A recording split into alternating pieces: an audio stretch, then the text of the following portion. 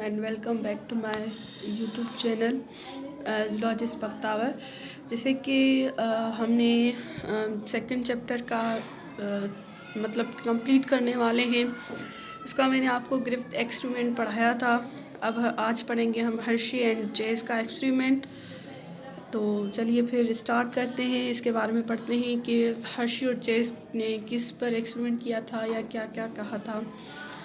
तो सबसे पहले कि जैसे कि हमने ग्रिफ्थ वाले एक्सपेरिमेंट में पढ़ा कि लिखा हुआ था कि जो बैक्टीरिया है वो मतलब ट्रांसमिशन उसकी पढ़ी थी हमने, बैक्टीरियल ट्रांसफॉर्मेशन। ठीक है, आपको मुझे उम्मीद है वो लेक्चर समझ आया होगा। उसके बाद जो है अब बात ये थी कि जो जेनेटिक मटेरियल है, जेनेटिक मटेरियल हमारा जो है वो क्रोमोज़ोम प्रोटीन और डीएनए दोनों के बने हुए। तो अब सवाल ये था कि क्या डीएनए जेनेटिक मटेरियल है या प्रोटीन जो है वो जेनेटिक मटेरियल है। तो इसी बात पर हर्शी और चेज़ ने ये एक्सपेरिमेंट परफॉर्म किया था। तो चलिए फिर ये स्टार्ट करते हैं। In 1952, Hershey and Chase conducted a series of experiments to prove that DNA was the genetic material. 1952 में हर्शी और चेज़ ने तमाम एक्सपेरिमेंट किए थे जिसमें उन्होंने ये साबित किया कि भाई जो डीएनए है वो जेनेटिक मटेरियल है।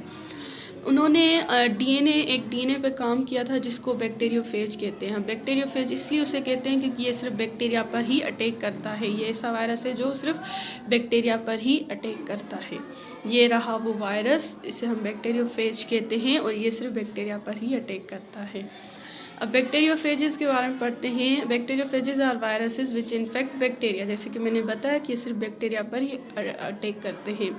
और इनके पास क्या होता है, अ प्रोटीन कोट जिसको हम हेड कहते हैं एंड अ टेल। ये रहा, ये प्रोटीन कोट और ये उसका टेल, ये टेल, ये हेड।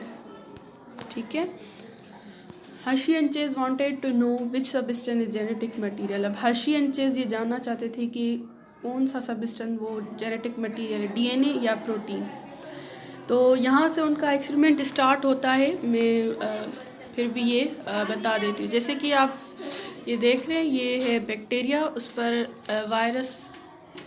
वायरस ने अटैक किया हुआ है। ये बैक्टीरियोफेज वायरस है जिस पर ये जो है सिर्फ बैक्टीरिया पर ही अटैक करता है। अब ये आप देख सकते हैं कि कैसे वायरस ने अटैचमेंट की है बैक्टीरिया के ऊपर। नीचे वाला ये जो है वो बैक्टीरिया है। अब ये देखते हैं कि जो वायरस है वो अपना प्रोटीन कोट अंदर करता है या फिर ये जो डीएनए आपको जीनोम नज़र आ रहा है ना, या फिर ये करता है। तो चलिए एक्सपेरिमेंट की तरफ से। After a phage particles attach to a bacterium, जैसे कि मैंने आपको बताया कि ये फेज अटैच हो गया बैक्टीरिया से। अब सवाल ये है कि is it the DNA that enters the bacteria cell. क्या डीएनए जाएगा बैक्टीरिया सेल के अंदर या फिर प्रोटीन कोड जाएगा बैक्टीरिया के अंदर। उसके बाद if the DNA enters the bacterial cell it is genetic material. अगर बैक्टीरिया के सेल के अंदर डीएनए चला गया, ये यहाँ पर ये जीनोम लिखा हुआ है, ये हमारा डीएनए है। अगर ये चला गया तो फिर हमारा जेनेटिक मटेरियल डीएनए होगा। अगर प्रोटीन कोड चला गया तो ये हमारा प्रोटीन कोड जो है, हमारा प्रोटीन्स जो है वो हमारे जेनेटिक मटेरियल हो जाएंगे। तो सबसे पहले ये देखने से पहले हम एक ट्रुथ पढ़ते हैं कि जो डीएनए है, DNA contains phosphorus but not sulphur. अब जो डीएनए होता है वो उसमें फास्फोरस होता है लेकिन सल्फर उसमें प्रेजेंट नहीं होता। फिर प्रोटीन में क्या होता है, प्रोटीन में सल्फर होता है बट फास्फोरस नहीं होता। मतलब ये जो वायरस है आप देख सकते हैं, इसका जो ये कैप्सिड है इसको हम हेड कहते हैं। यहाँ एक नेम्स दिए हुए हैं लेकिन हम सिंपली जो है वो पढ़ते हैं हेड एंड टेल। अब जहाँ पर कैप्सिड है ये हमारा प्रोटीन का बना हुआ है, तो इसमें सल्फर है लेकिन फास्फोरस नहीं है। और जो अंदर हमारा जीनोम है वो डीएनए हमारा, उसमें जो है हमारा फास्फोरस है पर सल्फर नहीं है। अब हर्शी और चेज़ ने क्या किया, उन्होंने the experiment began with the culturing of viruses in 2 types of medium for attachment of radio active isotopes to DNA and protein. अब इन्होंने एक्सपेरिमेंट स्टार्ट करने के लिए 2 मीडियम के मतलब 2 ग्रुप सेट बनाए। ठीक है, 2 सेट बनाए और उनके साथ रेडियो एक्टिव आइसोटोप्स अटैच कर दिया, एक तो डीएनए में और दूसरा प्रोटीन में। अब आइसोटोप्स क्या हैं, same atomic number, same proton, but neutron is different. इनका एटॉमिक नंबर सेम होता है, प्रोटॉन भी सेम होता है, बट न्यूट्रॉन डिफरेंट होता है, उसको हम आइसोटोप्स कहते हैं। अब अटैच मीडियम जो सेट 1 है उसका देखें आप, उसको मैंने मीडियम 1 से डिफाइन किया है कि ये देखें ए सेट ए है, उसमें क्या किया, medium contain radio active sulphur 35। अब इसमें क्या है, जो प्रोटीन है उस प्रोटीन में जाहिर सी बात है, मैंने आपको बताया उसमें सल्फर होता है, फास्फोरस उसमें नहीं होता। उसमें फास्फोरस होता है, सल्फर होता है, फास्फोरस नहीं होता प्रोटीन में। तो मीडियम जो है containing radio active sulphur 35, one set of phases A grown with radio active sulphur 35 is. अब प्रोटीन जो था वायरस का प्रोटीन कोड मैंने आपको बताया, उसमें इन्होंने रेडियो एक्टिव सल्फर जो है ऐड कर दिया था, उसको मीडियम में मीडियम 35 रेडियो एक्टिव कर दिया था। Protein coat become radioactive with 35 is, और DNA remain non radioactive, DNA अभी तक नॉन रेडियो एक्टिव है। दूसरा देखें मीडियम, सेकंड देखें medium containing radioactive phosphorus 32। अब मीडियम जो है फास्फोरस का वो अंदर डीएनए हमारा, उसको हमने रेडियो एक्टिव कर दिया फास्फोरस 32 में।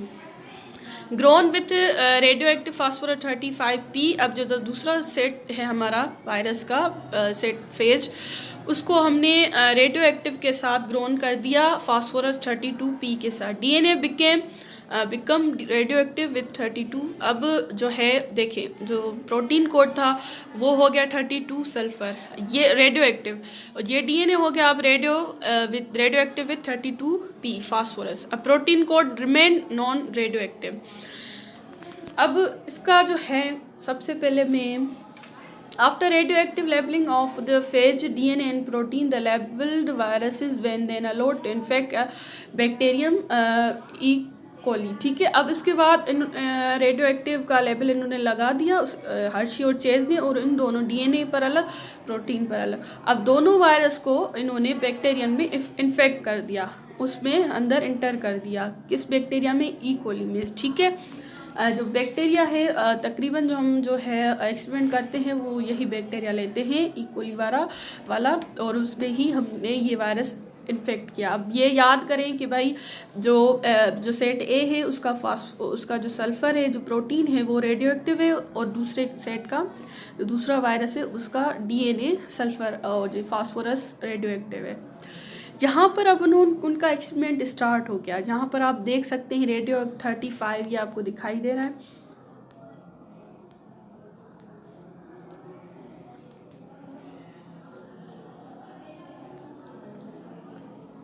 यहाँ पर